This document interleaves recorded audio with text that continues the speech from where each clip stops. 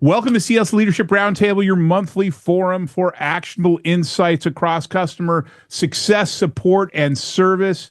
I'm Andrew Marks, co-founder, chief customer officer of Success Hacker, and chief product officer for Success Coaching. I'm chief everything officer these days. This learning series is brought to you by Success Coaching, where we've trained over 40,000 professionals across 96 countries. Whether you're focused on customer success, technical support, or frontline service, our programs are designed to help your team deliver exceptional customer experiences. Speaking of which, I'm thrilled to announce the official release of our brand new customer support training track. This comprehensive program will be available next week on our website, although my partner Todd is telling me that it might be available now that we've launched, that we finally launched the webinar. But we'll be it'll be available for purchase next week, and we'll be sending out a formal press release with all the details. But I'm really excited about that support track. It's built on the foundations of customer success, because at the end of the day, your customers are making a decision every time they interact with you on whether they're going to keep doing business with you or not. So everybody in the entire company, especially everybody in the customer-facing roles, need to have a customer success focus. This training track has been developed specifically to address the unique challenges and opportunities facing support professionals today, so be sure to check that out. You can find out all the details of our offerings on our website, successcoaching.co, or in the chat where Ashley has provided links and any coupon codes we're offering, including our CCSM Level 1 Certification Bootcamp, which I will be leading, as well as our data-driven decision-making program led by our friend Ed Powers. I'm excited about today's topic because it marks the launch of our new Customer Support Focus series. So besides just launching a new support track, we want to integrate support topics into this webinar series. And throughout the year, we'll be regularly integrating support-focused topics into our webinar schedule, addressing the critical role these teams play in the overall customer experience ecosystem. Today, we're going to be focusing on how support teams can align their goals with the overall customer journey to enhance retention and satisfaction. A few quick housekeeping notes. This session is being recorded and will be available next week with a transcript. Use that Q&A button for questions. The higher upvoted questions get priority. And then keep the chat for commentary only, please. Also, LinkedIn Live viewers can post questions directly in the comments, which will be relayed to us. Thank you, Santana. Now, what sets our roundtable apart is our focus on real-world applications. We bring together industry experts who share practical insights that you can implement regardless of your company's size or customer engagement model. 3 outstanding leaders join us in the field, and I'm going to let them introduce themselves to y'all and have them talk a bit about themselves before we get started. And let's begin, like we always do, in alphabetical order, with Jason. Hey, everybody. My name is Jason Brown. I'm based in San Francisco.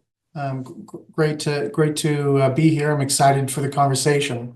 I've been building companies my entire career, and specifically focused on scaling customer-facing teams at startups for the last 15 years. So owning customer success, account management, implementation, onboarding services, and support at startups ranging in size from Series A, minimal revenue, up to 350 million in annual revenue, and large teams. I'm now running a consulting firm and investment group, and I enjoy being in the trenches of startups, driving strategic exercises, sorting out the best way to approach and build retention and growth, and really excited about the topic today. Thanks for having me. Awesome. Thanks, Jason. Next up is Perry. Hi, everyone. Good morning, afternoon, evening, wherever you are. So my name is Perry Bolton. I've spent my career optimizing customer support operations at high growth companies like Airbnb and more recently Acorns. My specific background is in scaling CX functions, leading both large scale BPO teams along with large scale internal teams, and using customer service analytics to really drive improvements in how we treat our customers and retain our customers. I've helped to lead workflow transformations, product collaboration initiatives, and I've worked heavily in change management efforts that have improved efficiency and customer satisfaction. So really excited to be here today, and really excited to talk about how support teams can be a driver of customer loyalty. Looking forward to it. Awesome. Thanks, Perry. Jason's in the Bay Area. Perry, you're in Colorado. You're outside of Denver.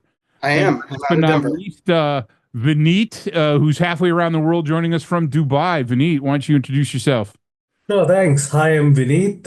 Come with about 20 years of experience, largely in the customer service world.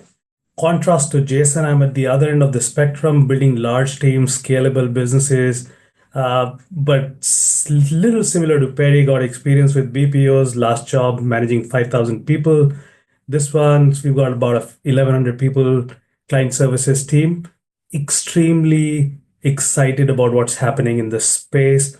The fact that there is so much power which is coming in the hands of the client services, customer services teams, and the transformation which this function is going through. The reality is that we have a seat at the table if we wanted to, like never before. Thanks for having me here. Awesome. Thanks, Vineet. Yeah, I love that we've got Jason at one end, we got Perry kind of in the middle as far as experience goes, and Vineet at the other end of the size of the businesses. So I'm really excited about this panel. We got a very well-rounded representation here. Now that we have those details covered, let's dive into today's topics. So let's be honest. Customer support teams are often treated as the company's cleanup crew, swooping in to fix problems while the real value creators focus on sales and product. This siloed approach is costing companies millions in churn and missed opportunities. The truth is, your support agents might have more influence over customer lifetime value than your salespeople do. When we position support as merely reactive, we're ignoring their potential to transform customer relationships. So my question is this: are we undervaluing support's contribution to revenue? And if so, what's that costing our businesses? I'll take that, Andrew. You actually said it. So yeah, absolutely. Support is massively undervalued. And guess what? It's coming at a huge cost. When support is being treated as a cost center, it leads to, think of it, higher churn, expansion opportunities for revenue that are missed, frustrated customers. Now, there is no other group in your company which has got more customer interactions than the support group. So guess what? Who knows the friction points? Who's hearing the frustration? Who understands what drives loyalty? All of this is actually in this group. And when you're ignoring all of these insights, you're just killing your revenue.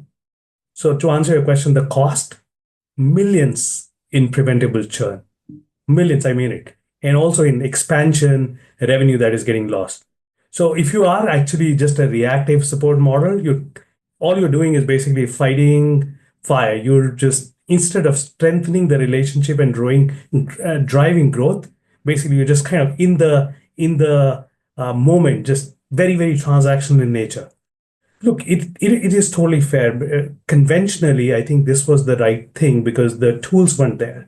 In today's world, the responsibility lies on the support leaders. There is so much available in the form of tools. There is so much context available. There is no need for support to be a cost center. They literally can be the revenue driver. So millions which are being lost. And yes, totally undervalued if it is being looked at as a cost center.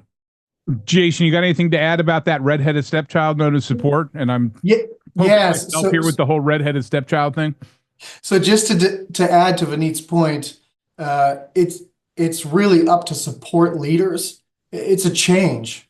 Historically, support has just been a cost center that we're trying to minimize as much as possible. So what was BPOs, what is now AI and IVRs, and how much friction can we throw in front of a customer before they actually engage with somebody? Those are all trying to minimize and reduce. And it comes from a good place originally, trying to reduce spending when you only think of support as a cost center, as a spend.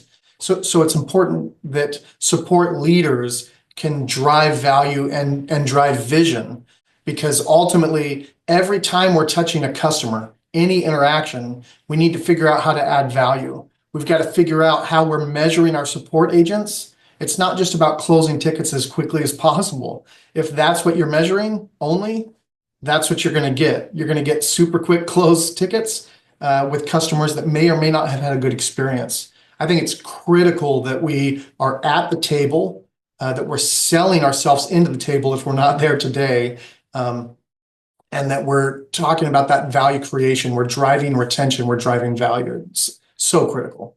I like that you use the term friction, right? It Yeah. was like we're putting up friction on purpose. What, Perry? What is that like? I mean, when you back in the day when you were implementing support systems, were you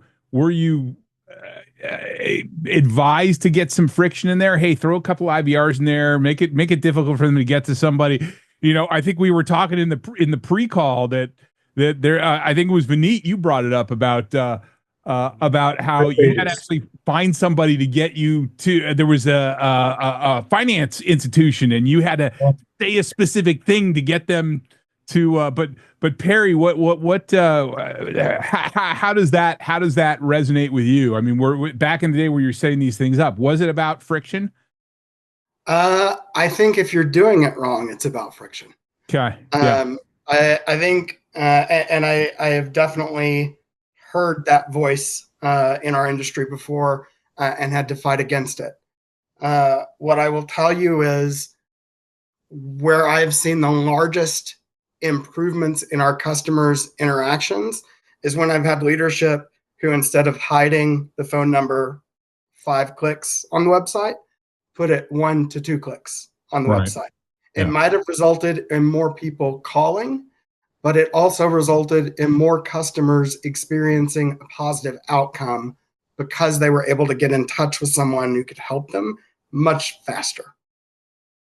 Well, we talk about in our training, we talk about the importance of having a predictable, repeatable approach to customer success, but making the customer journey as frictionless as possible. So it's like I have a problem, but I also know, having come from the call center space, I was originally, as a matter of fact, Todd and I met at Genesis Telecommunications. So those IVR systems, that was our stuff, right? I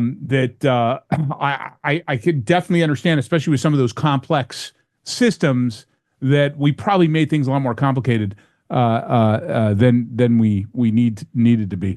But yeah, go ahead, Vineet. I was about to say that. I'm going to jump in. I love this. I've been writing about it. Look, it's again a mindset thing. If you're thinking of support as a cost center, this is the right approach. You want friction. You don't want people to be able to call you.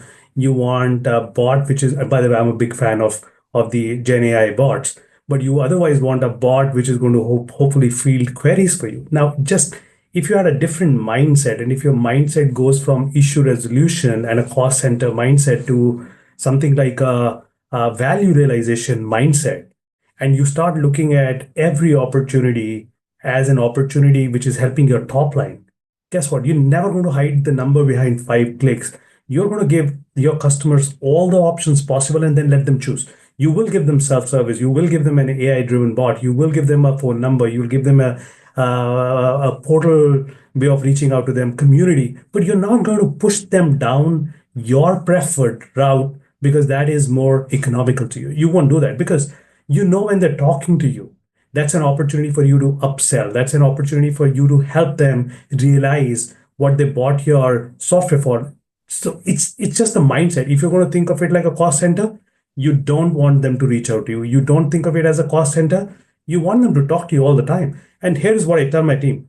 None of your clients actually are sitting there having nothing to do. So they want to call someone in India and spend 30 minutes chatting with the person. Hey, I didn't have anything to do. Let's just talk about India today. Or let's just talk about politics. They don't want to. They're calling you because they're stuck. They bought this for a reason. They're not able to get it through. So so it's our duty.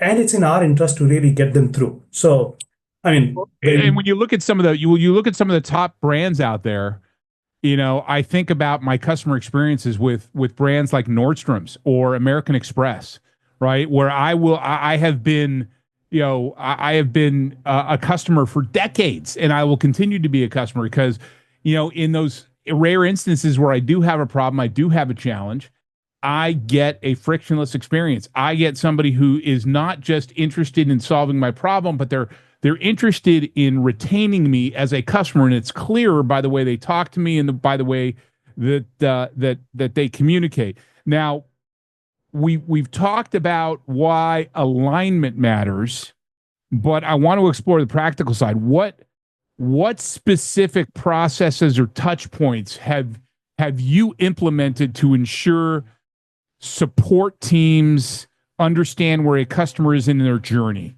and how has that changed the nature of their interactions? And of course, my freaking gardener is blowing right outside my window, so I'm going to put myself on mute here so you don't have to hear that. We're not able to hear it, just so you know. Okay. Okay, let me. So this is a real. That's why I pulled out the nice mic, because I had a feeling he was going to show up. Yeah, the fancy mic, yeah. So look, let me take a stab at it. And, earlier I was saying the traditionally it made sense to look at support as a cost center, not anymore because of the tools and the technology which is available. And let me explain. So today with Salesforce, when you actually do make a new sale, you have ACI. I think that is what it is called, or ACT. Basically, the salespeople are able to take the information from the client. Why did you buy? What do you want to achieve, and all of that, and they're able to put it in. Now that nicely flows into a CSP if you have the right CSP, and your success team, which is now so the sales information is getting passed on to your I'm going to call it success team. The success team is able to have in a perfect world, yes. In a perfect world, yes. If you have the right CSP. There are plenty of people listening, rolling their eyes, going, "Yeah, sure." I'm talking in real life. We are doing this. Yeah. Okay. This is happening. If you have the right tool, I'm not making it up. Not yet. Yeah, not yet. But so today our salespeople are able to take that information. It flows nicely into our CSP. Our success people are able to talk. They're able to have a conversation with the client, and they say, "Hey, you know what? Okay, this is what success looks like to you." When this information, now, how does this information flow into the support reps? When the support rep is on the call, the support rep has this little eye icon, the single panel view. They are able to get this information from the CSP into the Salesforce screen that they're looking at. So the support person is actually already looking at everything that you wanted to achieve. Are you in an onboarding stage? Are you already with us 6 months down? Are you coming very close to renewal? Okay, I see you wanted to buy this. You're calling me for an integration, but guess what? The integration is done, but you also have an opportunity here. You bought these 3 things. You're not using them. So the support rep is already actually stepping into the shoes of the success person and already having that value-added conversation. But all of that is possible because there is a proper CRM we're using Salesforce. And then you have a good CSP. And then you have this panel where all of this information is flowing in through integrations and the support rep. By the way, we can also put a note out there. Do not sell to this customer. You are able to see the health score. So you already know, is the customer happy, unhappy? They've called 10 times, they've called 4 times. You got all of that information, thankfully, with the right tools, if you are using the right tech stack for support. If you have the right tools, if you have the right tech stack, if you have the sales team that's entering the data, if you have the integrations, I'm with you. I love having the 360-degree view. We were pitching that back in my Genesis days 20 years ago, where screen pop and you've got that 360-degree view. And I love that. And if you have that, Vineet, you're way ahead of a lot of people. But then again, you're at the high end. I mean, you're at the opposite end of the scale. Jason Perry, what's the reality of that? And what are you doing? I mean, what have you done to be able to at least sync up where things are at with your customers and your support teams? Yeah, I think it's the word you just used, sync up. In a perfect world, you've got a tech stack that is perfectly integrated and everybody has visibility. I want every support agent to know exactly how much somebody's spending, when the renewal's coming, all of those pieces. But that's a pretty mature tech stack. At the start of things, it's making sure you're getting in a room, whether actual room or virtual, you're getting leaders together and you're talking about the customer base. You're talking about the approach. You're saying, this is how we treat it. I'll actually give a real example, and it's about Perry. Perry doesn't know this conversation, but Perry was a customer of ours when he was at Airbnb. I was at Directly, which was a Uber for customer support, a freelancing expert network. And we had all these customers, and we had Airbnb was our largest customer, was also an investor. Microsoft, very large investor and very large customer. And then we had all these mon pops, I'll call them, tons of other customers that were literally costing us money every time we talked to them. And so we got in a room and we talked about it. And I convinced our CEO we have to lean in to Airbnb and Microsoft, and this is why. And we changed the structure, and we had QBRs where the support leader was there, the CS leader was there, everybody's there. And so early on, before the tech stack is mature, it's making sure you're having the conversations. It's internally first, and then it's with customers second, just to align. Perry, what do you got to add? Yeah, I mean, very briefly, I think what I've found to be most helpful, and like we've all said, it's wonderful if we have the super rich and in-depth tech stacks. But if we don't, knowing how long the customer has been with us, how familiar are they with our product, and how likely are they to call us, and why will they call us based on where they are in that life cycle.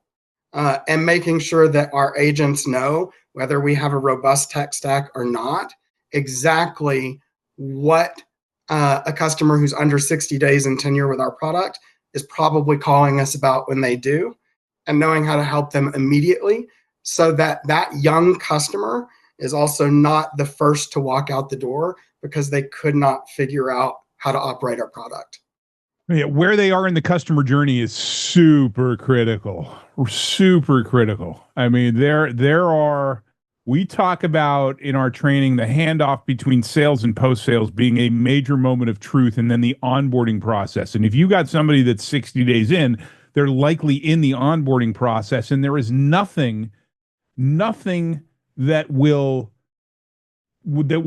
steer a customer off track more quickly than a bad experience with a support team that doesn't understand that they are just getting going in their journey, and we want them to be excited, and that's the type of thing that generates FUD, generates fear, uncertainty, and doubt. Ooh, did I make the right decision here? So there's some buyer's remorse starts to creep in, and then you start to see disengagement. When we were doing consulting for in our early days of the organization, and we had customers that came to us and said, we got a churn problem. One of the first things we looked at was that initial handoff in those early days of the customer journey, because that buyer's remorse, once that buyer's remorse creeps in, especially with key stakeholders, they are less inclined to engage, and you make your adoption harder, and you end up spending a hell of a lot more time kind of correcting, getting them back on track. So great call out. Now, metrics drive behavior. Yes, we all agree on that. Metrics drive behavior. So beyond customer sat and ticket resolution time, what specific metrics have you found most effective at measuring support's impact on customer retention and lifetime value? And how have these metrics reshaped your team's priorities? Perry, I think you wanted to jump in on this one first. Yeah, I can jump in first. I think there's been a couple of metrics that I've seen that have been really, really helpful for me. The first being recontact rate, and looking specifically at how many times a customer is having to reach out to us in a short period of time. I tended to break that down into two different views. One was a 7-day recontact rate, and the other was a 30-day recontact rate. 7-day would tend to tell us how many times they had to contact us about the same issue over and over. 30 days would tell us how many times did you have to potentially contact us about multiple issues, especially going back to our last call out, if you are low tenure with our product. The second thing that I have found to be really helpful is looking at the correlation between individual contacts and churn rate, and trying to really drill down on which of our contacts are driving people to leave most frequently. And once you drill into that, why? Why is that contact causing our folks to leave? When you're talking about individual, you're talking about contacts within your organization. Oh, interesting. Okay, I think that's an interesting take. I like that. Yeah. And I think there's an interesting add on the flip side of that as well, and something I'm a big believer in on the support side. First off, the old adage, what gets measured gets done. So if you're measuring closing a ticket, they're going to close those they're going to get those tickets closed. If you're measuring response time, they're going to very quickly respond, and then they're going to say, give me 20 minutes to look at your ticket, and then I'll get back to you. First response time looks great, but the actual experience is no good. I have always been a fan of making sure that support has opportunities to create cross-sell, upsell, all of these things, and measures it. So I've bonused my support teams on opportunities created. And if you want to tie into revenue, if you want to say you're not a cost center, first off, you start bonusing the team on this so they do it. And then as a leader, it's your job to say, look at these opportunities we're creating. Look at what we're doing as a team.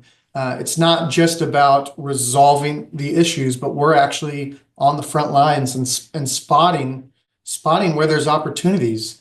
And you imagine that mindset on top of what Vineet's talking about with a really robust tech stack where you know how soon they're renewing. You have the information. You know which pieces of the platform they're using and not using. When they're asking a question about something, add value. Tell them about another piece of the platform. Hey, something I think you would really get a ton of value from is this other thing that I see you're not really utilizing. Try this out. Let me know. And then you really want to get some brownie points. You follow up with them 3 days later proactively and say, hey, any questions? Did you get a chance to dive in? Let me know how else I can help. Those are proactive movements that align with driving revenue and driving retention. Yeah, I'd add to that. I mean, we're a big fan of just support created leads, measuring them and seeing what's the close rate, and even work with the sales team and all of that. Look, you're a trusted advisor, and Andrew, we were having this chat before, right?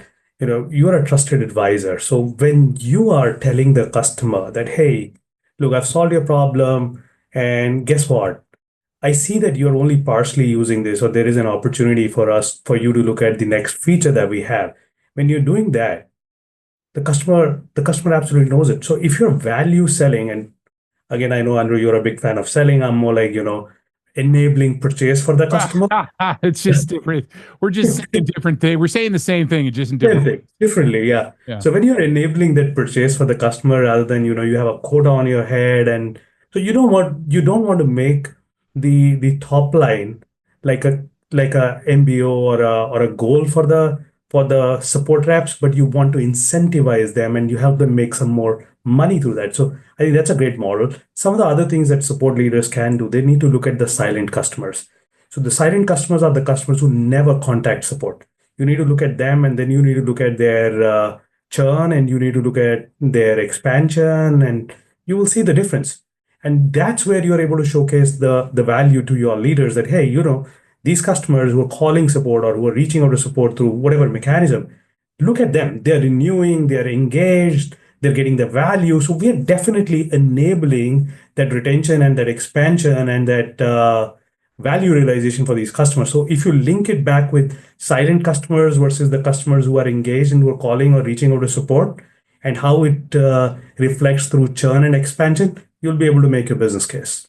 Well, like we talked about during the prep call, just because they're silent, I mean, you need to look at that along with, don't look at that in a vacuum, right? Just because they're silent doesn't necessarily mean there's a problem. I've been in situations where the customer said, hey, I want you to, these are silent customers. And And when I reached out to him, they said, no, everything's great because you guys had great onboarding, you have great training, you have a great wiki, right? And so, yeah, make sure you're not looking at metrics, Hello. Yeah, absolutely. siloed for sure. Yeah. Look, I'm also going to come back to our original, the previous question about, the tech stack. Now, while it looks fancy and it might look really expensive and like, you need to have a rich dad for all of that tech stack that I'm talking about, really, the way to get that tech stack for a lot of people is by making that business case, showing the ROI. A lot of this technology is not very expensive. And if you're able to just show with basic numbers the kind of value it can generate, it's an easier one. So if you wanted to convince your CEO or your board, hey, I need to make this investment, the easy way to do is how many salespeople we have and how many support interactions we are having. And look, this is what support is creating for you. And if you get this little piece of tech stack, let's say, you have 7 features that you want to sell, but on the onset, you're only selling 2. If your support people could show that we can help you sell 3 and 4, it's not going to be a very difficult conversation if you could just throw in some numbers, and that'll help you build your tech stack one over the other. Generally speaking, the tech stack is actually more than compensating for what you end up paying to the vendors. Right. Okay. Makes sense. Now, and I think we touched on this a little bit earlier, Vineet, but I also, we have that question about the handoff.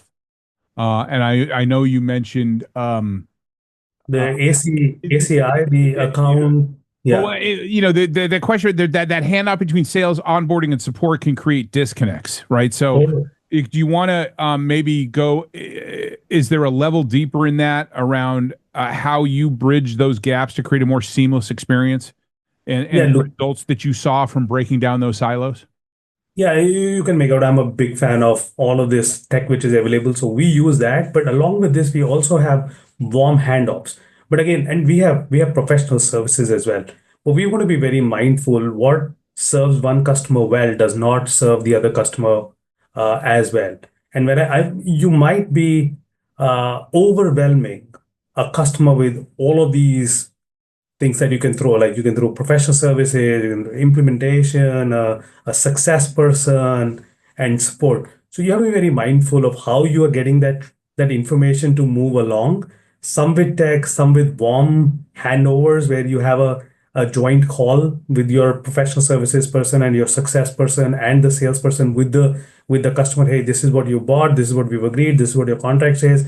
I'm now going to introduce you to my customer success manager who's going to be handing who we are handing over your account to. This person is going to be accountable. So kind of a mix of tech as well as the right human intervention where we need it. Yeah. That's what we do. Yeah. I think with this as well, I mean, so much of it always just comes down to communication, but making sure that internally we're pitching it right. So again, having led success teams, implementation, and support, and when you're leading all of them at the same time, you see this. Salesperson will just say, reach out to your CSM for anything you need. And it's like, wait, that's not actually true at all. Right. Let's make sure we're educating the client on where to go for what. And that's going to vary based on size. That's going to vary based on company, of course. But getting it right internally is important first. Make sure that your pre-sales team understands exactly what each team does and their clarity of role and scope. Because if you don't know that internally, your customer is definitely going to be confused. And then I think it's really important to lay it out and have them understand. So if you have an onboarding team or an implementation team that's going to be there for the first 90 days, I'm more a fan of milestones than hard dates. So it's not really about the 90 days. It's about the implementation team is going to take you from X to Y. And when we accomplish Y, that means we've been successful at implementation. And at that point, we're going to have a meeting and we'll make sure you get to know the team. So being really clear about that. So I just think education internally, make sure everyone's rowing in the same direction and vocalizing that the same, and then educating your client. And it can be as simple as a slide that shows exactly who's on the team, who's there to support them. You want to impress them with everyone that's there to support them, not confuse them with too many names and faces. You want to make very clear what everybody does. Yeah, we would have that at the kickoff, at the initial kickoff call. I'd say, okay, here's what to expect, and here's who to expect. Oh wait, Perry, where'd you go? I was just about to ask you. There he goes. He's Okay. back. All right. So Perry, the voice of support is powerful yet often underutilized. What mechanisms have you implemented to ensure that customer insights gathered by support teams are systematically fed back into product, into marketing, into other departments? And if you got an example that you can share of a significant business improvement that came directly from the support team feedback, we would love to hear that as well. Sure. I think CSAT, even though it's this old metric everyone in here knows about. CSAT. We often it's like don't. That old VW bug I got in the driveway. I know. But the thing is, for something that's so old, we sure do a poor job a lot of the times of using it correctly. Oh, 100%.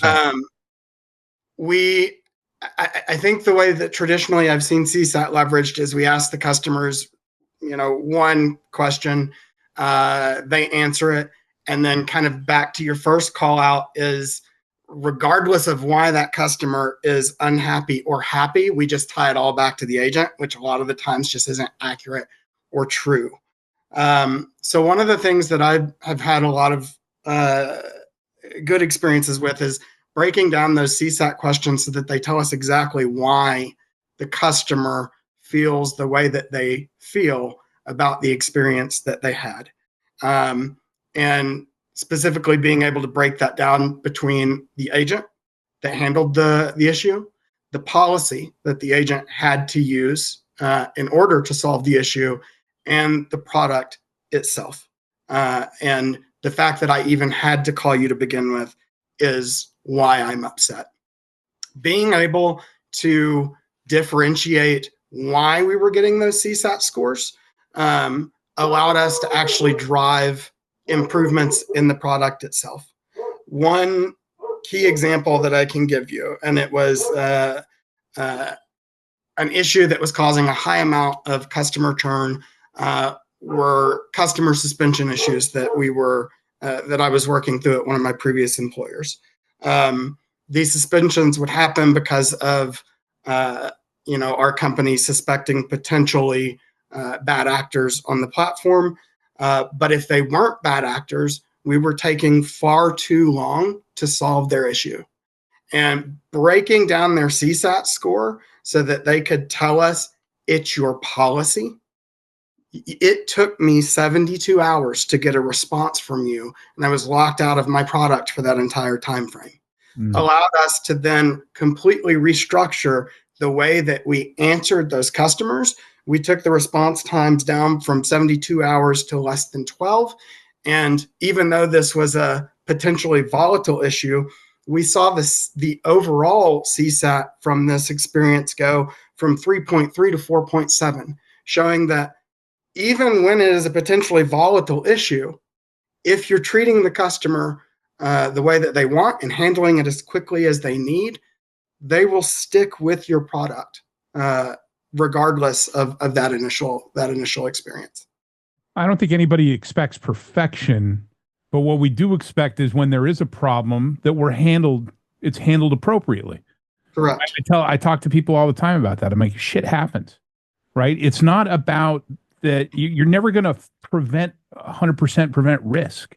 It's not about that. I mean, we want to do everything we can to mitigate that, but it's how you handle those problems. How do you handle those curveballs, right? When a curveball comes, do you get everybody freeze up and they don't know what the hell to do, right? Or do you have a logical way of handling it and with the customer at the top of your mind?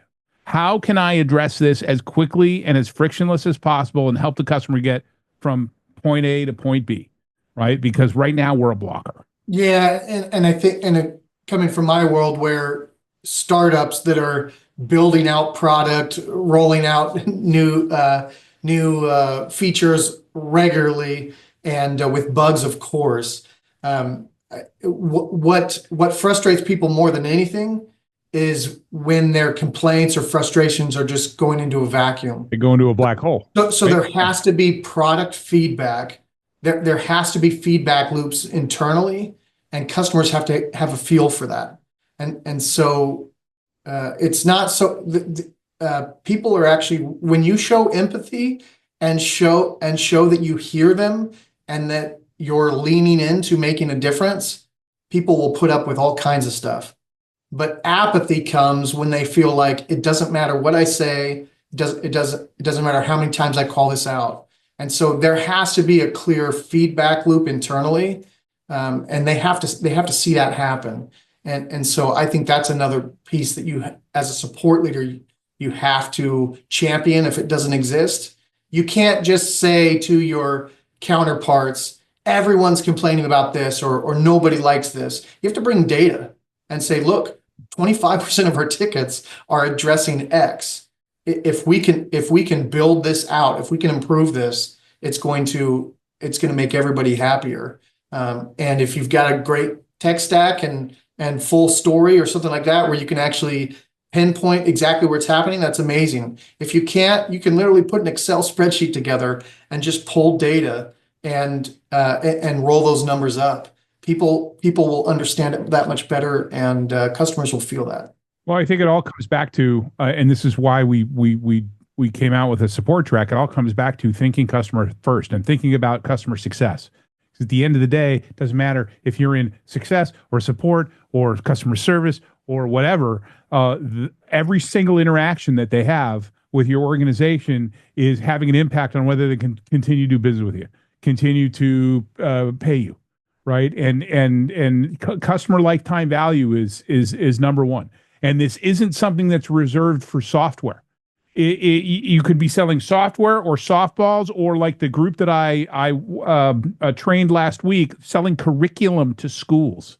Right? At the end of the day, our job is to ensure that our customers are getting value. It doesn't matter what your role is. They're getting value and they want to keep doing business with you, right? Because they feel like you're not only delivering value, but you're there to support them, that you're there being a partner.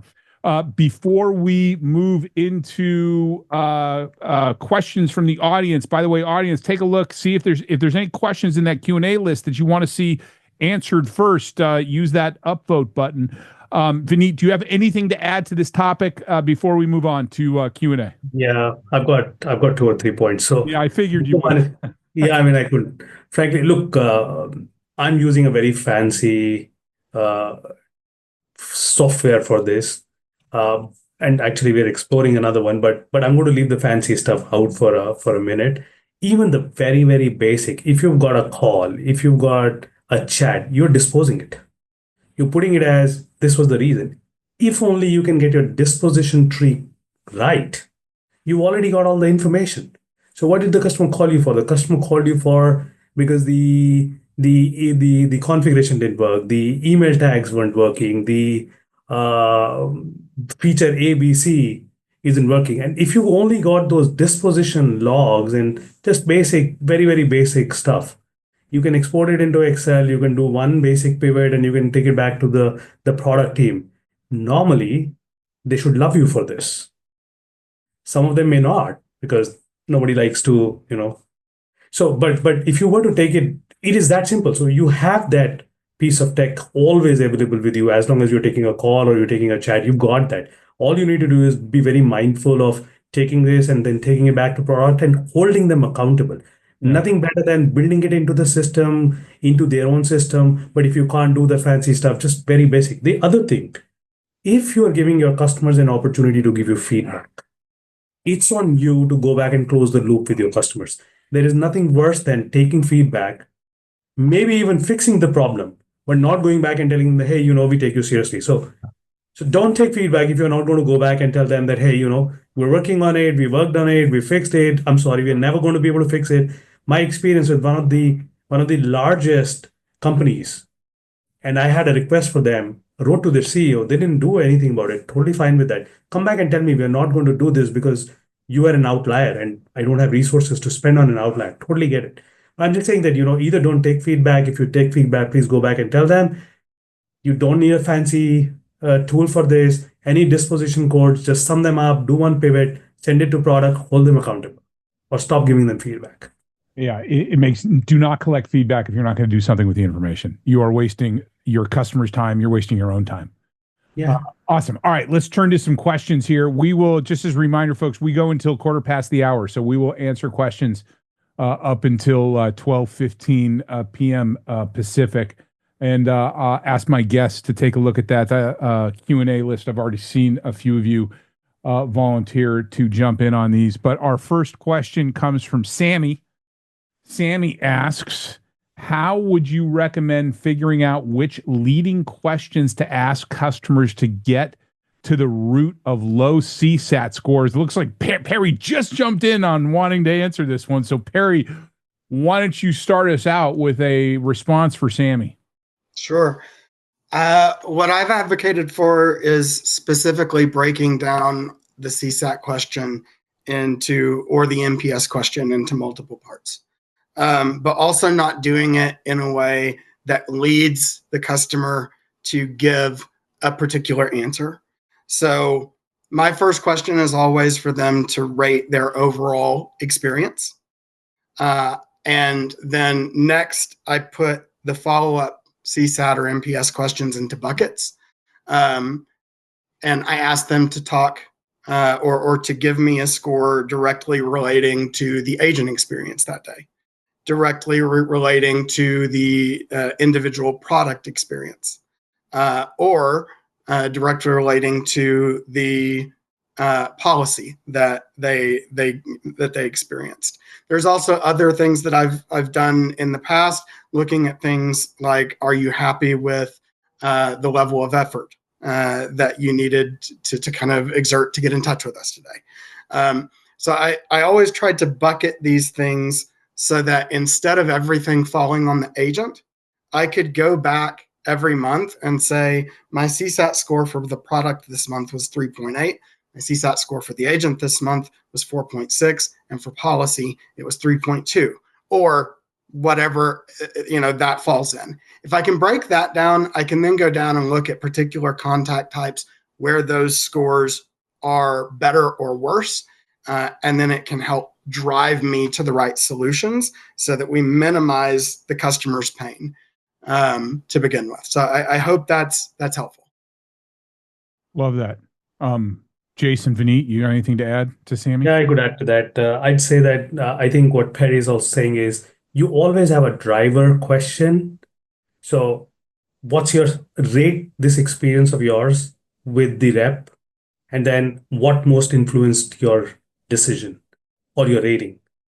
Rate your experience, rate your overall experience with us, and what most influenced your rating. And then give them an open text box. Normally they'll be like, hey, love the rep, but this feature of yours, product feature sucks. So you already know it's not a rep problem, it's a feature problem. Go back to the product team. The other thing is you could do CES, customer effort scores, like Perry mentioned, in the same survey. So how effortless was it for you to, or not to reach out to us, but your overall experience with us, how effortless is it? The one more question that I would normally suggest for a CSAT survey is, how many times have you reached out to us for the same issue? So what's really, there are 2-3 big metrics that really help: CSAT, NPS, customer effort score, and first contact resolution. You can get all of that information actually in one survey, but you don't have to do the first contact resolution through data from, hey, if the customer reached out to us within 7 days, that means the problem was not resolved. You don't have to do that. You can just ask them straightforward. There is no better way of knowing what your first contact resolution rate is than asking the customers themselves. The only thing I'd add to that is I'm a big fan of A/B testing. If we could ask 20 questions to pinpoint exactly where, fantastic. But the percentage of people that are going to answer, the longer the survey is, the more drop off you're going to have. So you should also be measuring where you're losing people. And that means you're asking too many questions. So, and that actually, that was that, and that's a really good point, Jason. And I was actually going to bring up what I've seen as a relatively recent trend over the last few years, where they ask you like the NPS question, and then when you're done answering, they say, "Hey, can we ask you two more questions?" And you can opt out from the two more questions, but you get the NPS. I like that structure. The other thing that was that I was thrilled to see, actually, a couple of weeks ago, I walked into Banana Republic to buy some new clothes, and a lot of these retailers, they send you home with a receipt with a barcode that says, "Hey, would you like to do a survey?" Well, now what Banana's doing, they have iPads at their checkout, and they say, "Would you be willing to participate in a survey? I can do it right here." And I'm like, "Well, yeah." And she does something, spins it around. It asked me the customer experience question, and then it said, "Hey, would you like me to ask? Would you answer any more?" I'm like, "No, I want to get out of here." But I thought it was brilliant, because I guarantee you now they get much more. They get many more responses because they're doing it at the point of sale right after the transaction. Totally. Love that. Awesome. Thank you. Hey, Perry, hit that done button under Sammy's question there. Thank you, Sammy. Our next question comes from anonymous attendee who shows up quite regularly at these. How do you make the distinction to your customers for them to understand the difference between product support and customer success? In my experience, no matter what we do, they love sending questions to a dedicated person like a CSM versus a chat, support email, etc. I definitely have some feedback on this, but Vineet, you want to jump in on this first. What have you got? I did done first, so I don't forget it. Okay. But I totally agree with you. It is very natural. If I have a relationship manager, if I have a success manager assigned to me, why would I call the queue? Because look, the problem is that when the company is assigning a CSM or a relationship manager, mostly they're doing so to make the customer successful, but when they want to do that. So there is a playbook. You want to go to the customer when they started using you, or at a certain time, you want to do QBRs, all of that. Outside of that, they don't want the customer reaching out to you. Like, really? Anyway, so you can't stop the customer from reaching out to the named resource they've been assigned. They should not.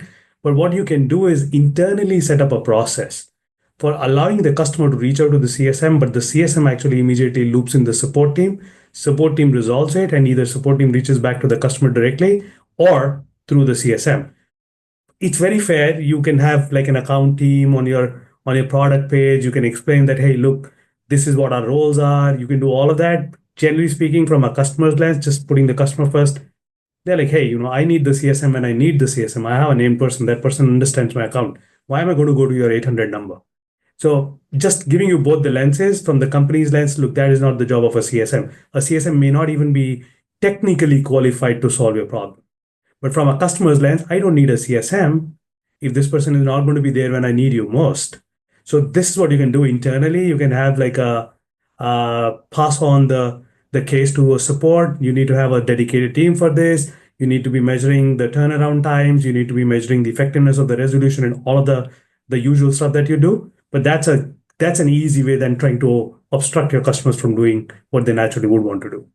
So I have a different take on that. My Sure. take, and I get that, and I can understand that kind of behind the scenes. My take, though, and this is what I used to advise my team to do, would be, hey, what you want to do is you want to redirect the customer to customer support, because they're going to be capable of asking maybe some additional triage questions. They're going to be able to go deeper and things like that. They're more qualified to get to the root cause. But what you do is you don't say, here, I'm going to hand this off to support. It's, hey, what I need you to do is I need you to contact support. I'm going to forward your email, or I need you to call this number. And then when you're done with them and you've gotten a trouble ticket number, then I want you to send that to me. I want you to let me know about that so that I can monitor things on my side. And that served, it was like we redirected, but we wanted to make sure that the customer felt like they weren't being handed off. We were sending them to somebody who was going to be better equipped to go deeper into that triage. But customer success manager, I'm still going to be in the loop. I'm still going to check on this. I've let the support team know that they should contact me, yada, yada, yada.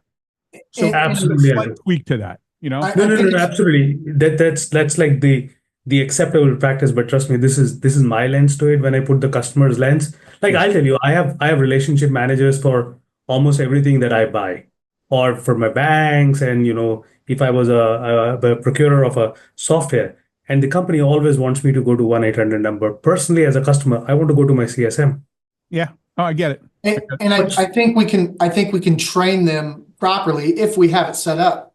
The fact is, if to our earlier discussion, if support is seen as a cost center and they are under resourced and undervalued and not skilled at the things we need them to, the customer is going to reach out to the CSM. So I always train CSMs to ensure that they understand, the client understands why to reach out to support.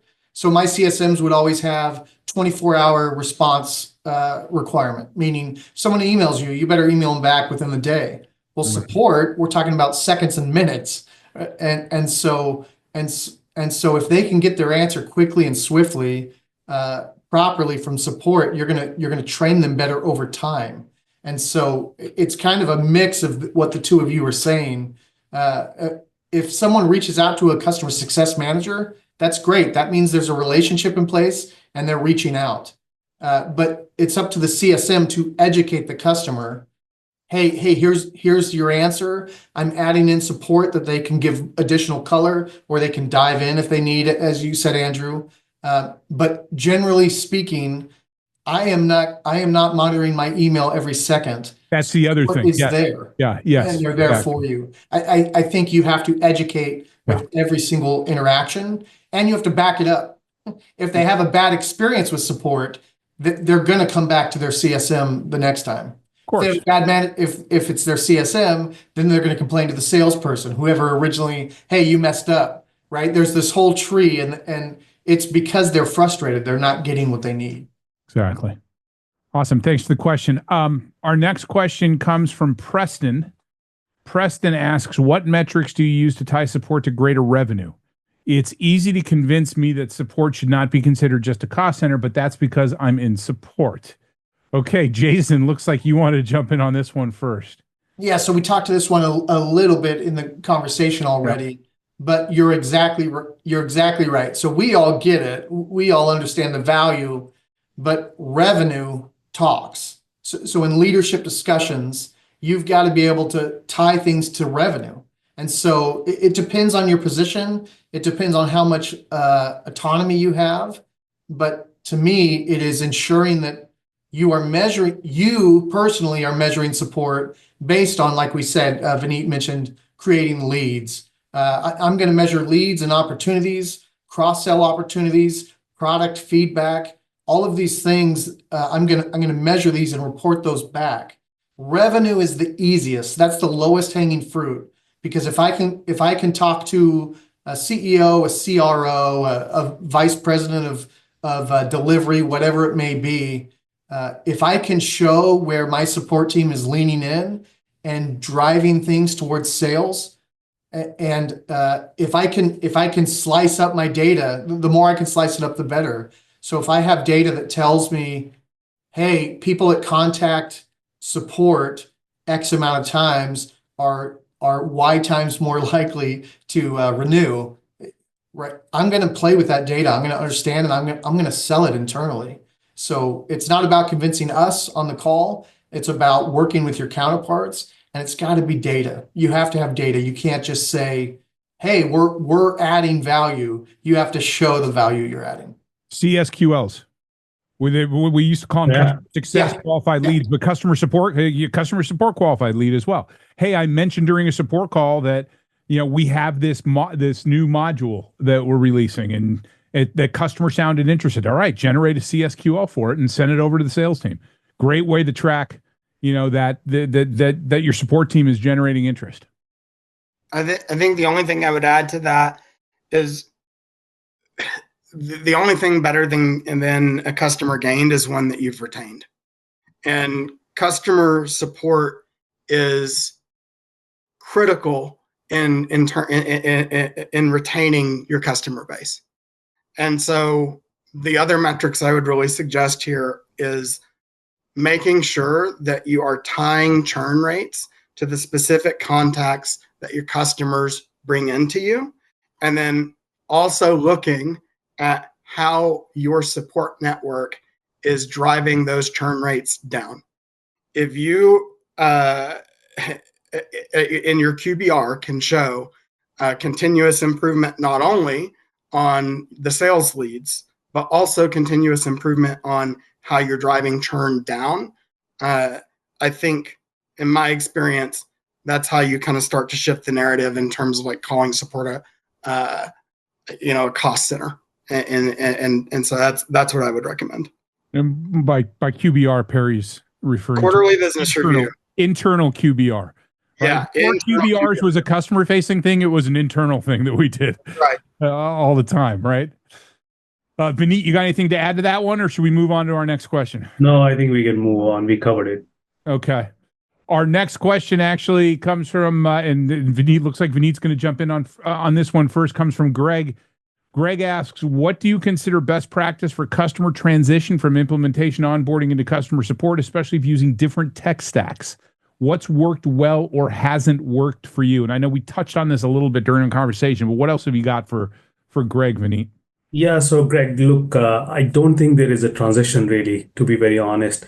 I think support is there through the journey of the customer. So they're there in onboarding, they're there during implementation, and they need to reach out depending on the setup. But from a tech perspective, we've got, like I said, ACI in Salesforce, which flows into the CSP. Somebody asked what CSP I'm talking about. That is Gainsight. From Gainsight, it is moving back into the panel for the support rep, where the support rep is able to see the entire history through the little small icons, and you've got all that information right there. But for me, there is no transition to support. Support is already there. All you need to ensure is that all the information is visible to them so that they've got enough context when they're trying to solve a customer's problem. I hope I got your question right. The only piece I'd add there, and we did talk about this a little bit before, but the only customers are not paying attention to how many days they've been on your platform, right? Is this day 110 or day 200? They don't know, and they don't care. What they care about is milestones. And so I think when you're educating up front, when you're talking about where they will transition, it's talking about the milestones they hit.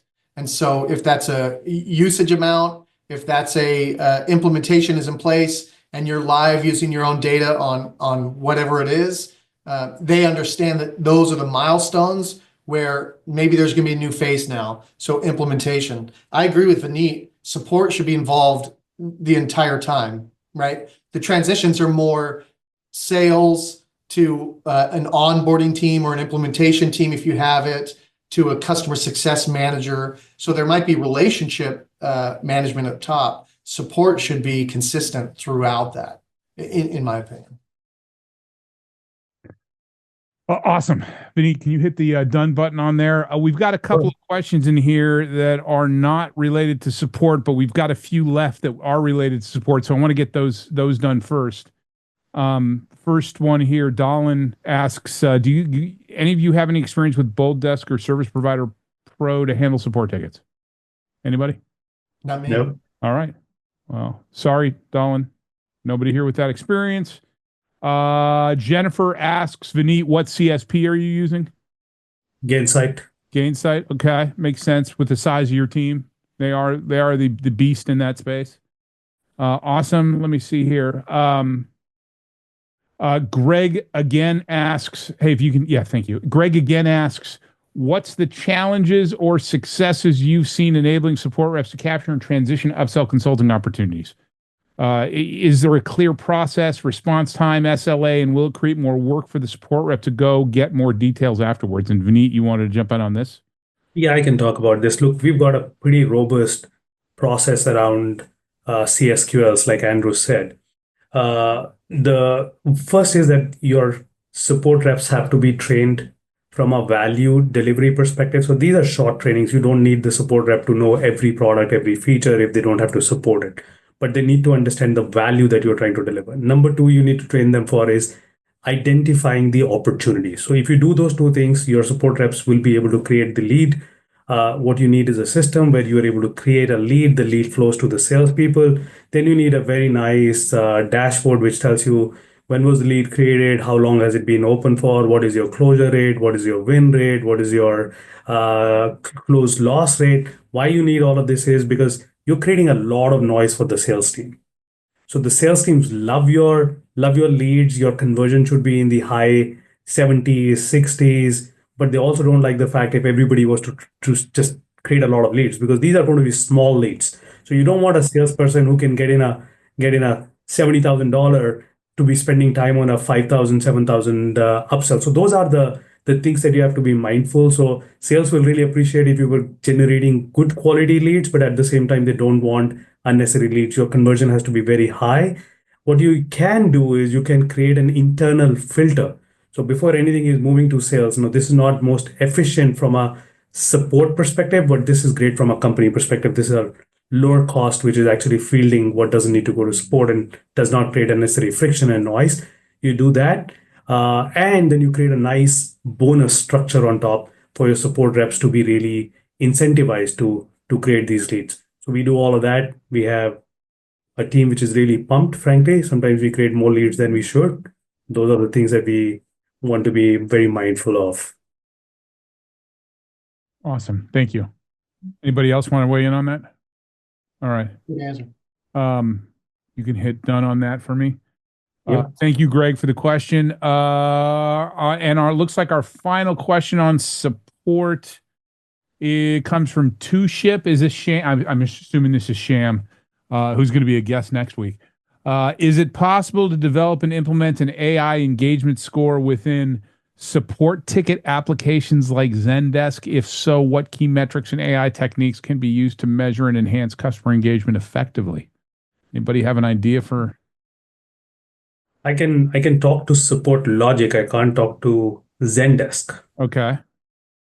So I can talk about support logic. Support logic would auto-create. It'll basically, this is the beauty. So 100% of your support transactions are going to be analyzed for sentiment.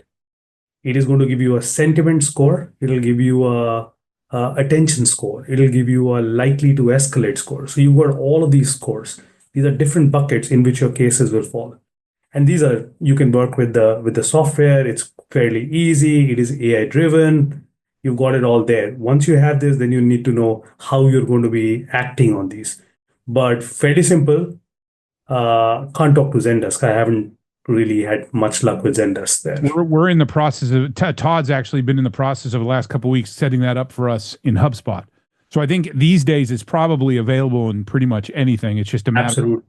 Right. So it's sentiment. It's going to look for keywords. It's going to match stuff up against what's in your knowledge base. I mean, there's what we're doing with HubSpot is we're basically we got rid of front and we're getting rid of intercom and kind of having that all together in one platform. So it's amazing what you can do these days with that type of technology. Yeah. Precision RAG based knowledge bases. So you're getting the right answers. AI driven, Gen AI driven bots, which are extracting the only 5 steps that you need from a 7-page document. Right. And then sentiment analytics basis, how many times has the customer reached out? What is the tone? Are they sounding frustrated? Do they need urgent attention? All that. The tone. That's that's something that he's just been messing with. Does this person sound pissed? Or are they happy? How did they write their email? How is it? It's pretty good actually. It's going at like 80-85% accuracy. Yeah. How many times do they use the F word? Right. It's okay. I think they're pissed. Oh, we got one more. So thank you. Anybody else want to weigh in on that before we got one more question here on support?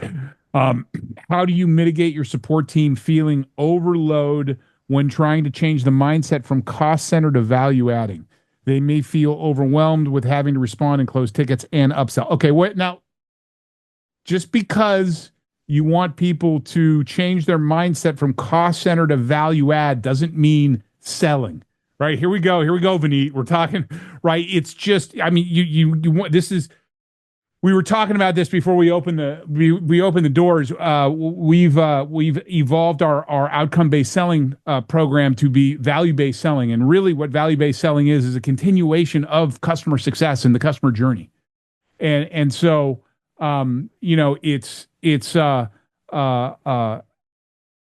mindset is you're not selling, you're helping the customer get more value. Yeah, and I just say change management is an art and a science, and it's just helping to shift the culture a little bit. Definitely, if you say, "I need you to do everything you're doing right now, never mess up," and now I expect you to sell, that's going to overwhelm anybody. Right. It's a baby step. It's a mental shift in what we can do in the role, and in the role, people are already talking to you. We're not saying you need to go knock on doors and cold call. We're saying in the engagement you're already having, make sure that if there's opportunities that we're surfacing those, and there can be playbooks and talk tracks and all of that should be handed to them so that it does not feel overwhelming. Well, and it needs to be it's a soft sell. It is definitely not a high. The last thing you want is for your customer to think every time I call support, they're trying to sell me something. Right. But there's a balance. There's a balance here. I'm going to jump in, and actually, this is so interesting. It needs little training. Like I said, it's value training. What is the value of the feature? That's what you need to train them on. You don't have to train them on the exact usage of the feature. You never want to do that to your support rep who's not supporting the next feature that you are trying to sell. Just the value, and when is the opportunity, recognize the opportunity. If you do that, this is like, I'm talking about 30-minute, 15-minute training. Nobody minds it. When you top it up with bonus, they love it. So if you get this right mix, it's not going to be overwhelming. But if you want to train them on every feature, and oh my God, nobody wants to do that. And from my experience, they feel it. They feel the value add, and it makes them feel better. It makes them feel better about their day to day. Like, oh, I get it. I can add more value for the customer. Yeah. Vineet, and I'll add this really quickly, but I think you hit on something, right? Like this is a soft sell experience. And so I'm not holding an agent accountable to getting a number of sales per day or per month, but I am rewarding and recognizing them for what they are able to achieve. And then the other thing that I would say here is focus on the relationship with the customer. Like if they're doing that and they're trying to connect the customer to something that customer may genuinely need or will make their experience with the product better, this is not sales. It's managing a relationship and rewarding agents who do that well. Yeah. That's why I move from selling to enabling purchasing. Yeah, exactly. Awesome. All right. We've reached the end of today's session, and I want to thank our guests for sharing their valuable insights and their experiences. Your contributions make these discussions truly meaningful for our community. To our audience, thank you for your active participation. Share your thoughts about today's session on LinkedIn by tagging me, our guest, Success Hacker, or Success Coaching. We'd love to hear your takeaways. Mark your calendars for our next CS Leadership Roundtable on April 16th, when we'll discuss developing and leading high-performance customer success teams. Finally, let me leave you with this. Great CS leaders know they don't have all the answers, but they know where to find them, and that's why we created this series. Have a great rest of your day and month, and we'll see you next month.